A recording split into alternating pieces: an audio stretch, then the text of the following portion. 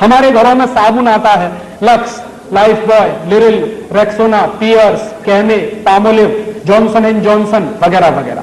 ये सब साबुन क्यों खरीदते हैं? एक बार मैंने एक भाई से पूछा कि लक्स से क्यों नहाते हो? कहने लगा माधुरी दीक्षित कहती है।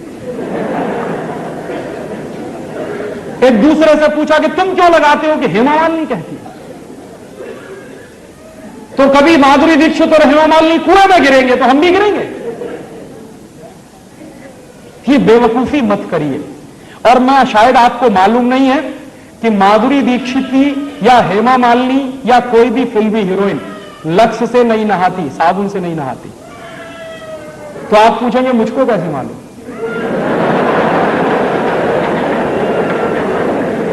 मुझको पता चला अभी कुछ दिन पहले बंबई में मेरा एक व्याख्यान हुआ था जुहू में। और जुहू वो जगह है जहां हिंदुस्तान के ये फिल्मी हीरो हीरोइन ज्यादा रहते हैं। व्याख्यान कैसे हुआ? एक कोई फिल्मी हीरो है, उनका नाम है धर्मेंद्र। उन्होंने मेरे व्याख्यान के कैसेट सुने। मेरे व्याख्यान के कुछ 10 कैसेट निकले हैं, तो उन्होंने सुने और उन्होंने तुरंत फोन किया कि मैं राजीव दीक्षित से बात करना चाहता हूं। मैंने कहा मैं बोल रहा हूं। तो कहने लगे आपके 10 कैसेट सुनने के लिए मैंने 10 घंटे गाड़ी चलाई और घर नहीं गया जब तक कैसेट खत्म नहीं हुए। मैंने कहा बहुत अच्छी बात है, क्या लगा आपको? मैं आपका एक व्याख्यान करना चाहता हूं। मैंने कहा जरूर करिए, मैं आऊंगा। क्या आपकी फीस क्या है? मैंने कहा मैं फीस नहीं लेता कभी व्याख्यान के लिए। कहने लगा अच्छा फिर तो मुझे खुशी है, आप आइए। मैंने कहा जरूर आऊंगा, एक ही शर्त है कि जितने फिल्मी हीरो हीरोइन है उनको सबको बुलाइए ज्यादा से ज्यादा। तो उन्होंने कहा मैं कोशिश करता हूं। तो क्या हुआ, उनका एक बंगला है लोनावाला में, पूना और बंबई के बीच में, वहां उन्होंने व्याख्यान रखा। मैं गया, ज्यादा लोग तो नहीं आए, कुछ 25-30 लोग आए थे। उनके बीच में मीटिंग हुई, बातचीत हुई, बहुत सारे सवाल पूछे। जब खत्म हो गए उनके सवाल तो मैंने उनसे कहा कि अब मैं एक सवाल पूछूंगा। तो हेमा मालिनी से मैंने पूछा कि आप मुझे बताओ कि लक्स से नहाती हो? नहीं। लाइफ बॉय से नहाती हो? नहीं। कैमे से नहाती हो? नहीं। लिरिल से नहाती हो? नहीं। मैंने कहा आप नहाती भी हो? तो कहने लगी नहाती तो रोज हूं। मैंने कहा फिर किससे? तो उन्होंने बताया चने के आटे में मलाई डाल के नहाती हूं, माने बेसन में मलाई डाल के नहाती हूं। तो मैंने कहा अगर आप बेसन में मलाई डाल के नहाती है तो ये बात पूरे देश को क्यों नहीं बताती? कहने लगी डर लगता है। मैंने कहा क्या डर लगता है? कि अगर हिंदुस्तान की सभी बहनों ने बेसन में मलाई डालकर नहाना शुरू किया तो सब हेमा मालिनी हो जाएंगे। तो मेरी तो कुर्सी खतरे में पड़ जाएगी। तो आप ये जान लीजिए कोई भी फिल्मी हीरोइन साबुन से नहीं नहाती। क्यों?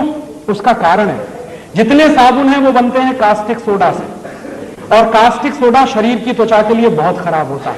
और आप ये चाहें तो प्रयोग करिए, साबुन से नहाइए, नहाने के 20 मिनट के बाद जब आपका शरीर सूख जाए तो नाखून से ऐसे लाइन खींचिए, सफेद रंग की लाइन खींचेगी। और आजकल ठंडी का दिन है, साबुन से नहाइए, 10 मिनट बाद आपका पूरा चेहरा सफेद सफेद हो जाए। क्यों?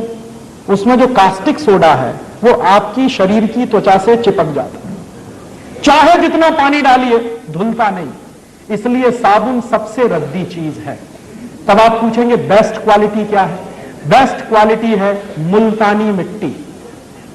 मिलती है अभी भी इस देश में, खरीद लाइए बाजार से। क्या करें उसका? मुल्तानी मिट्टी को दही में डाल दीजिए रात को, या दही की ताक में डाल दीजिए, सवेरे तक एकदम मुलायम हो जाएगी।